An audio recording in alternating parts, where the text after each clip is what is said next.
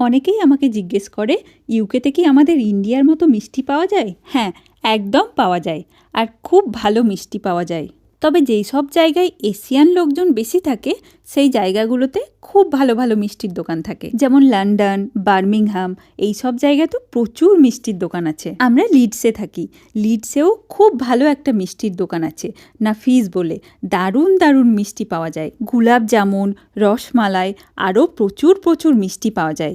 আর এমন কিছু মিষ্টি পাওয়া যায় যেগুলো আমাদের ওইদিকে আমি কখনো খাইনি। আর আমরা এখানে যে রসমালাইটা নিই সেটা এত টেস্টি যে এরকম রসমালাই আমি কলকাতায়ও কখনো খাইনি। কিন্তু রসগোল্লাটা এখানে পাই না, অন্য কোনো মিষ্টির দোকানে পাওয়া যায় হয়তো। তবে হলদিরামের রসগোল্লাটা এশিয়ান দোকানগুলোতে পাওয়া যায়। এই দোকানটায় আমাদের ইন্ডিয়ার মতো সবই পাওয়া যায়। কেকগুলোও দারুণ টেস্টি।